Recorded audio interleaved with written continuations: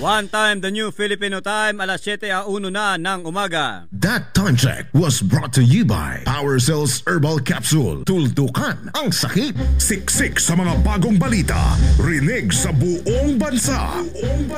Narito na ang Brigada Balita Nationwide sa umaga. Mula sa Brigada National Headquarters, narito sina Weng de la Peña at June Mendoza. Ang programang ito ay hatid sa inyo ng Power Cells Herbal Capsule. Tuldukan ang sakit. Brigada Balita. Brigada Balita Nationwide sa umaga. Magandang umaga mga kabrigada, hatid ng Brigada News FM Philippines ang Brigada Balita Nationwide, hatid din ng Drive Max Herbal Dietary Supplement Capsule at ng Power Cells Herbal Capsule. Mula rito sa Brigada National Headquarters, kami inyong mga tagahatid balita, Brigada June Mendoza. Ako naman si Brigada Geoffrey Bong Kagape. Araw ngayon ng Biyernes, Oktubre 10, 2014. Brigada News Headlines. Pangulong Aquino nakatakdang gagawaran ng pinakamataas na pagkilala sa pagbisita sa bansang Indonesia. Pagsailalim ng Senate Makati Probe Witness sa Witness Protection Program posibleng mapektuhan kapag may paglabag ayon sa DOJ. Department of Justice, NBI, wait and see sa pag-imbestiga sa umano'y alleged illegal wealth ni Vice President Jejomar Binay. Peligro naman ng same-sex marriage si binabala ni Archbishop Ramon Arguelles. Pangulong Aquino determinadong isulong ang transformasyon sa gobyerno. Samantalang DILG dumipensa naman sa hindi nasimulang lifestyle check kay PNP Chief Director General Alan Purisima. Bagyong Umpong, bumibilis na ang usad papalabas ng Philippine Area of Responsibility. Siksik sa mga bagong balita. Brigada Balita. Brigada National. Ang bahaging ito ay hatid sa inyo ng Power Cells Herbal Capsule. Tuldukan ang sakit. Nakatakdang bigyan ng pinakamataas na pagkilala ngayong araw ni si Pangulong Benigno Aquino III ng gobyerno ng Indonesia sa Bali International Convention Center. Ito'y kaugnay pa rin sa pagdalo ng Pangulo sa 7th Bali Democracy Forum na may temang Evolving Regional Democratic Architecture, the Challenges of Political Development, Public Transport Participation, and Socio-Economic Progress in the 21st Century, kung saan nga si Pinoy ay isa sa mga tumatayong co-chair. Nabatid na pinapahalagan ng Pangulo ang Bali Democracy Forum dahil sa makasaysayang ugnayan ng Pilipinas at Indonesia at bilang anak umano ng mga democracy icons sa dating Senador Ninoy Aquino at former President Cory Aquino, tunay umanong inspirasyon ng mga government leaders at mga head of states ang punong ehekutibo. Ang nasabing bansa din ay pumapalabing isang pinakamalaking trading partner ng Pilipinas kung saan umaabot sa 10,000 Pinoy ang nagtatrabaho sa bansang Indonesia.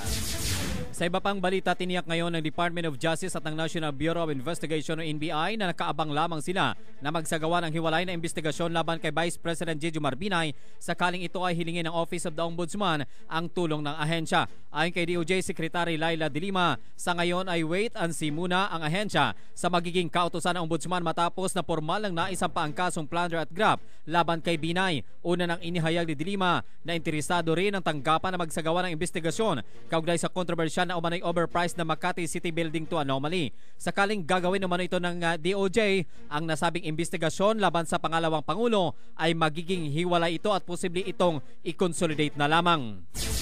Posible umanong maapektuhan na rin ang pagsasailalim ni dating Makati City Vice Mayor Ernesto Mercado sa Witness Protection Program. Kasunod na rin ang ginagawa nitong hakbang na wala umanong sapat na permiso sa Department of Justice. Ayon kay Justice Secretary Laila De Lima, sakaling may paglabag si Mercado sa WPP full coverage na ipinagkalob sa kanya ay maaaring tanggalin na lamang ito sa ilalim ng programa. Una nang binigyan ng security protection si Mercado, kasunod na naging rekomendasyon ng Senate Blue Ribbon Subcommittee Chairman Coco Pimentel na bigyan nga ng sapat na seguridad ang nagsisilbing testigo laban naman kay Vice President Jejomar Binay. Wala umanong sapat na detalye ang DOJ kung may permiso ang WPP sa ginawang pagpapa-interview ni Mercado, lalo ng pagkuha ng video footage gamit ang helicopter sa Batangas Farm na umano'y pag-aari ng pangalawang Pangulo. Sa iba pang balita, standby, Brigadang Leo Navarro Malikdem nagbabala naman ngayon silipa Archbishop Ramon Arguelles ay sinusulong na same-sex marriage sa Quezon City. Sa panayam ng Brigada Brigada News FM maliban sa mga sakit na nakukuha sa pakikipagrelasyon sa iba't ibang kapareha at kaparehong kasarian, nalalagay din naman sa peligro ang buhay ng isang gay o lesbian. Ipinaalala naman ni Arguelles ang mga krimen na sangkot ang mga nasa same-sex marriage dahil sa matinding silusan. Binigyan din pa ni Arguelles na malapit sa kamatayan ng buhay na walang kinikilalang Diyos dahil anya ang kasalanan ay kamatayan ang katapat. Labag sa utos ng Diyos, labag sa kalikasan, iyang ganyan. Alam ko magagalit sa akin yung mga may tendency ganyan. Pero yung tendency, hindi natin dapat lagi sundin yan, hindi makasasa. Yung marami nga nabalita, nagpakamatay, o pinatay, nakitang ang pumatay, halimbawa nakitang patay dun sa hotel. Opo. Bakit? Ay nagkaroon ng relationship, pagkat mas bigat pala ang kanya, ang jealousy. Silipa Archbishop Ramon Arguelles sa exclusive interview ng Brigada News FM. Muli ding ipinaalala ni Arguelles na isang babae ay nilikha para sa isang lalaki at hindi ang magkaparehong kasarian. Hiniling ngayon ni Quezon City Mayor Herbert Bautista sa mga konsehal ng lungsod na pag-aralan ng posibilidad na magpakasal sa Quezon City ang mga individual na may parehong kasarian. Ito ay matapos na aprobahan ng City Council ang Anti-Discrimination Ordinance na naglalayong magkaroon ng patas na pagtrato ang lahat ng mga membro ng lesbian, gay, bisexual at transgender o ang tinaguri ang nasa LGBT community. Isa sa mga halimbawa ni Bautista ay kung sakali mo nang mamatay ang alinman sa isa sa mga partners ay napupunta lamang sa ibang tao ang pinag-iipunan ng dalawa habang nabubuhay ang isa sa mga ito.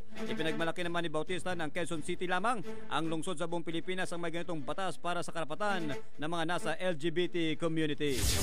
Samantalang ang Pangulong Aquino ay determinadong isulong ang transformasyon sa gobyerno. Sa line number 1 naka-standby si Brigadang Leo Navarro Malikdem. Brigadang Leo, ibrigada mo, mare!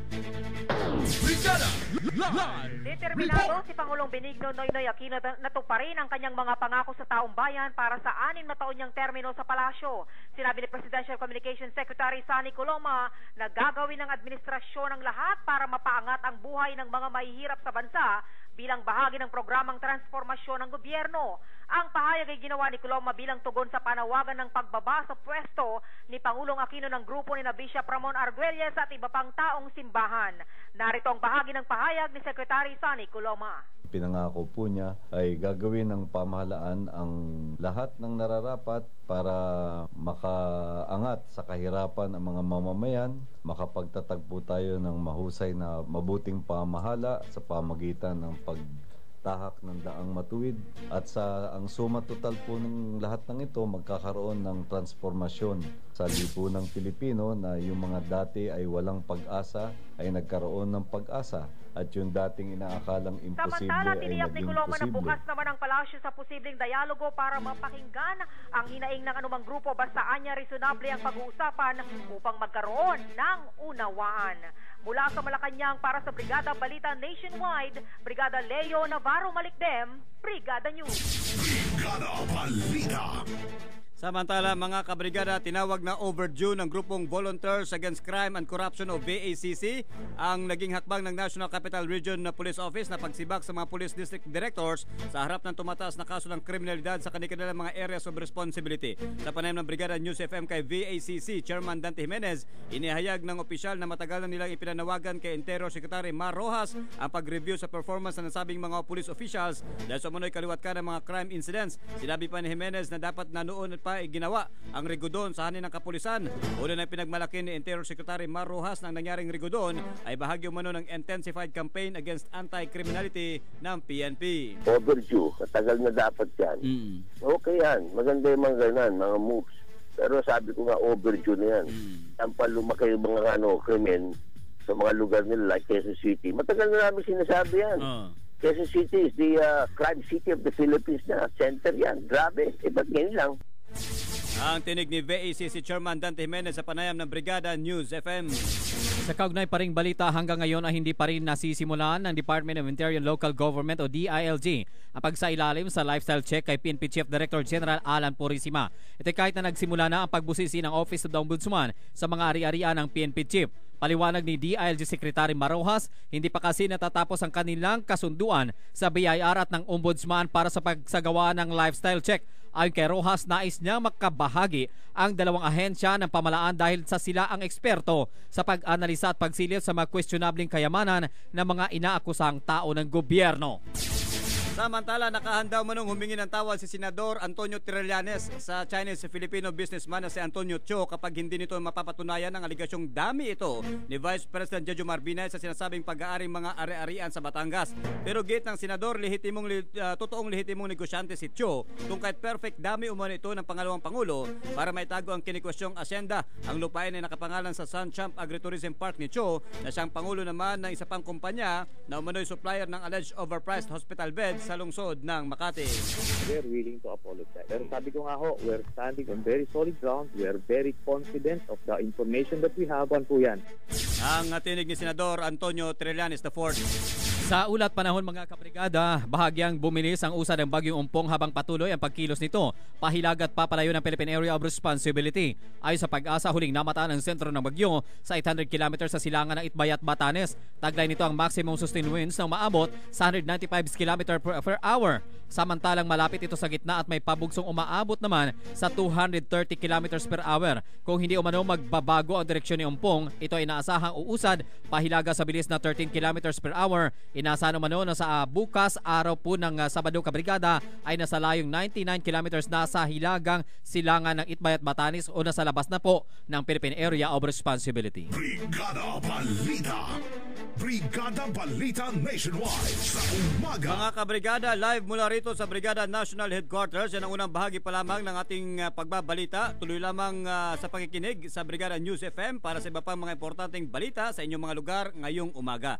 Para sa Brigada Balita Nationwide, ito ang inyong mga kabrigada, Brigada June Mendoza at Brigada Geoffrey Bong Kagape. Maraming salamat at Buenos Dias Pilipinas, Buenos Dias Kabrigada. Brigada Balita. Inyong napakinggan ang Brigada Balita Nationwide sa umaga mula dito sa Brigada National Headquarters. Brigada Balita Nationwide sa umaga. Hatid ng Power Cells Herbal Capsule at Drive Max Herbal Dietary Supplement Capsule. Ang programang ito ay hatid sa inyo ng Power Cells Herbal Capsule. Tuldukan ang sakit.